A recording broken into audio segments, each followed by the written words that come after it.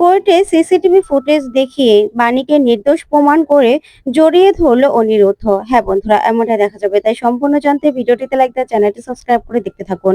গল্পের শুরুতে দেখা যাবে বিদ্যুৎ বাণীকে বলে, দেখ বাণী, তুইও যেখানে আমিও সেখানে। তাই আমার সঙ্গে হয়তোবা তো দেখা হয়েছে তোর কোনো হেল্প করার জন্য আমার, আর তোকে সুপরামর্শ দেওয়ার জন্য। তখন বাণী বলে, শোনো, তোমার কোনো হেল্প আমার দরকার নেই, তুমি এখান থেকে চলে যাও। অফিসার, ওকে এখান থেকে এক্ষুনি নিয়ে যান। তারপরে বিদ্যুৎ সেখান থেকে ছুটে চলে যায়। ওইদিকে বাণী কাঁদতে থাকে আর বলে, আমাকে বাঁচাও ঠাকুর, আমাকে বাঁচাও, আমি কি এখান থেকে কোনোদিনও বাঁচতে পারবো না। অন্যদিকে দেখা যাবে অনিরুদ্ধ সেই বাচ্চাটাকে বাড়িতে নিয়ে আসে। তারপরে ডক্টরকে খবর দিলেই ডক্টর সেই বাচ্চাটাকে চেক আপ করে বলে, ওর অন্য কোনো সমস্যা নেই, ও ভয় পেয়ে গেছে, তাই কিছু ওষুধ লিখে দিচ্ছি, আপনি এনে খাইয়ে দিবেন, ঠিক আছে। তখন অনিরুদ্ধ বলে, আচ্ছা ডক্টর, এমনিতে কোনো সমস্যা নেই তো? তখন ডক্টর বলে, না না, এমনিতেই কোনো সমস্যা নেই। তখন সাথী বলে, বাচ্চাটার মুখটা না শুকনো শুকনো লাগছে, মনে হচ্ছে অনেকক্ষণ ধরে কিছু খায়নি।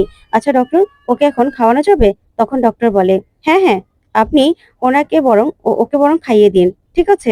তারপরে অনিরুদ্ধকে ডক্টর বলে, মিস্টার চ্যাটার্জি, বাচ্চাটা কিন্তু কথা বলতে পারে না, আপনি জানেন কিনা জানি না। তখন অনিরুদ্ধ বলে, হ্যাঁ ডক্টর, আমি বুঝতে পেরেছি। তখনই ডক্টর বলে, আচ্ছা ঠিক আছে, ওর বাড়ির লোকদেরকে খবর দিয়ে দেবেন। এই বলেই চলে গেলেই অনিরুদ্ধ বসে বসে দুইজনকেই, তানিয়া আর ওই মেয়েটিকে একসঙ্গে খাওয়াতে থাকে। ঠিক তখনই সেই পুলিশ অফিসার অনিরুদ্ধদের বাড়িতে আসে। আর অনিরুদ্ধর এই কাণ্ড দেখেই আড়ালে লুকিয়ে পড়ে। তারপর আড়াল থেকে সবকিছু দেখতে থাকে। এদিকে সাথী বলে, আহারে, যার বাচ্চা, সে নিশ্চয়ই বাচ্চাটার জন্য কষ্ট পাচ্ছে, মা নিশ্চয়ই আহাজারি করছে, কান্নাকাটি করছে। অনিরুদ্ধ, তুই থানায় খবর দিয়েছিস তো? তাড়াতাড়ি করে ওদের পরিবারকে যেন খুঁজে পাওয়া যায়। তখন অনিরুদ্ধ বলে, হ্যাঁ মা, আমি খবর দিয়ে দিয়েছি। তখনই বাচ্চাদেরকে খাইয়ে দিতে থাকে। তারপরে তানিয়া বলে, বাবা, এটা আমার আরেক বন্ধু, ও আমাদের বাড়িতে থাকবে তো? তখন অনিরুদ্ধ বলে, না প্রিন্সেস, ও ওদের বাড়িতে চলে যাবে, তবে আমি বলে দেব মাঝে মাঝে যেন আমাদের বাড়িতে নিয়ে আসে। তারপরে দেখা যাবে সেই পুলিশ অফিসারকে দেখেই অনিরুদ্ধ বলে, অফিসার আপনি? আচ্ছা, আবার বাণীর কিছু হয়নি তো? আবার বাণীর ওপর কোনো প্রাণঘাতী হামলা হয়নি তো? তখনই অফিসার কি বলবে বুঝতে পারে না। তখন অনিরুদ্ধ বলে, দেখুন অফিসার, একবার ওর উপর হামলা হয়েছে, অনেক কষ্টে ওকে সুস্থ করেছি, এবার হলে ওকে আর বাঁচানো যাবে না, ওর শরীরটা অনেক উইক।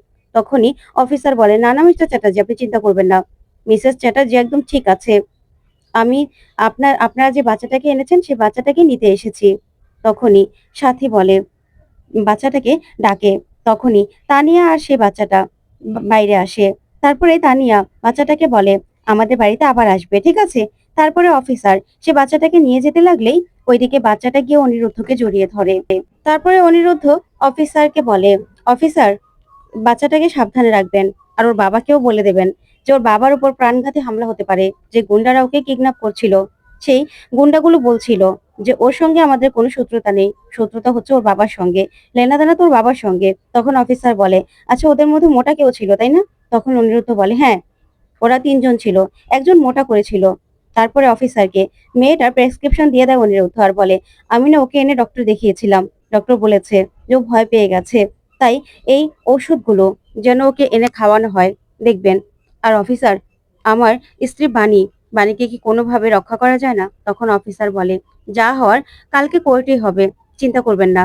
তখনই দেখা যাবে তানিয়া বাচ্চাটাকে বাই বাই বলে দেয়। এদিকে তানিয়া অনিরুদ্ধকে বলে, আচ্ছা বাবা, কালকে মা চলে আসবে তো? মায়ের জন্য আমি সারপ্রাইজ প্ল্যান করছি। এই বলেই তানিয়া চলে গেলেই অনিরুদ্ধ বাণীর কথা ভেবেই খুব কষ্ট পেতে থাকে। তারপর দেখা যাবে কোর্টের হিয়ারিং শুরু হয়ে যায়। ওদিকে জজ সাহেব বলে, বাণী চ্যাটার্জির বিরুদ্ধে যে যে সাক্ষী আমরা পেয়েছি তার ভিত্তিতেই আজকে আমি রায় ঘোষণা করব। তারপরে দেখা যাবে জজ সাহেব রায় ঘোষণা করবে তার আগেই অ্যাডভোকেট সেন দাঁড়িয়ে বলে, ইওর অনার, আমি কোর্টে একটু সময় চাইছি, আমার কাছে কিছু প্রমাণ এসেছে। তখনই জজ সাহেব রেগে যায় আর বলে, আচ্ছা অ্যাডভোকেট সেন, আপনি জানেন না এইভাবে কোর্টে সময় নষ্ট করা যায় না?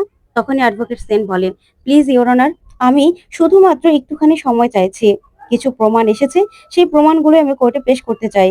তখনই দেখা যাবে বিরোধী পক্ষের উকিল দাঁড়িয়ে বলে, ইওর অনার, এগুলো অযথাই কোর্টের সময় নষ্ট করা হচ্ছে, রায় দেওয়ার সময় কেন এসব হচ্ছে? তখনই জজ সাহেব রেগে যায় মিসেস সেনের ওপর আর বলে, আচ্ছা, আপনাদের কোনো সময় দেয়া যাবে না। ওইদিকে নয়নতারা বলে, শুধু শুধু কেসটাকে ঘোরানোর চেষ্টা করছে, এসব করে কোনো পার পাবে না। তখন পিনাক্ষী বলে, থাক না এসব কথা। তারপর অনিরুদ্ধ কোর্টে দাঁড়িয়ে বলে, ইওর অনার, আমরা গরিব মানুষ, তাই আমাদের কাছে একটু সময়ের অনেক মূল্য। তাই আমি একবার একটু সময় চেয়ে নিচ্ছি ইওর অনারের কাছে। তখনই অন্তরাও দাঁড়িয়ে বলে, প্লিজ জজ সাহেব, আপনার কাছে হাত জোড় করে আমরা সময় চাইছি।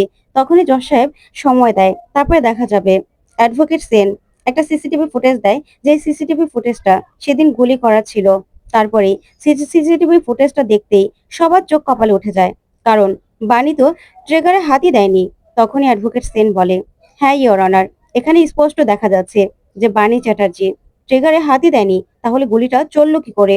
ওইদিকে মৌলি মনে মনে বলে, তার মানে সিসিটিভি ফুটেজটা অনিরুদ্ধই নিয়েছিল। তখন অনিরুদ্ধ মনে মনে কল্পনা করে যে মুখের মধ্যে করেই সেই প্রমাণটা মৌলির অফিস থেকে নিয়ে বেরিয়েছিল অনিরুদ্ধ। তারপরেই কোর্টে প্রমাণ দেখানো যায়। সেই দেখানো ও প্রমাণ অনুযায়ী মৌলির উকিল বলে, ইওর অনার, এগুলো সাজানো হতে পারে। তখন জজ সাহেব বলে, আপনার কাছে কোনো প্রমাণ আছে এটা যে সাজানো? এটাও আমি প্রমাণের মধ্যে গ্রহণ করছি। তারপর দেখা যাবে জজ সাহেবের কাছে সেই কোন বন্দুক থেকে গুলিটা চলেছিল সেটারও কাগজ জমা পড়ে। তখন জজ সাহেব বলে, এ কি, আগের রিপোর্টটাতে তো লেখা ছিল যে বানি চ্যাটার্জির বন্দুক থেকে গুলিটা চলেছিল, তাহলে আজকে কি? তখন অফিসার বলে, ইওর অনার, আমাদের ভুল হয়েছিল, সেই রিপোর্টটাতে একটু ভুল ছিল। তখনই জজ সাহেব বলে, আপনি জানেন না এটা শাস্তি কি হতে পারে? আপনাদের কাছ থেকেই ভুল কি করে হতে পারে? তখন অফিসার বলে, ইওর অনার, সেজন্য আমি আপনার কাছে হাত জোড় করে ক্ষমা চাইছি। তখনই জজ সাহেব বলে, আচ্ছা ঠিক আছে, এবারের মতো ক্ষমা করা হলো। তাই এবার তো দেখা যাচ্ছে যে সব কিছু সাজানো ছিল। এখানে স্পষ্ট লেখা আছে বানি চ্যাটার্জির হাতে যে বন্দুক ছিল সেই বন্দুক থেকে গুলিটা করা হয়নি। তারপরে পিনাকি বলে, বাবা আমি তো কিছু বুঝতে পারছি না এখানে কি হচ্ছে। ওইদিকে মৌলি মনে মনে বলে, আজকে কার মুখ দেখে ঘুম থেকে উঠেছিলাম কে জানে। এদিকে উকিল বাবু বলে, ইওর অনার, এসব কিছু মিথ্যে বানানো, কারণ একটা যেহেতু ভুল হয়েছিল এবারও তো ভুল হতে পারে। তখন অ্যাডভোকেট সেন বলে, ইওর অনার, তাই আমি যে পরীক্ষাটা করেছে তাকে ডাকতে চাই।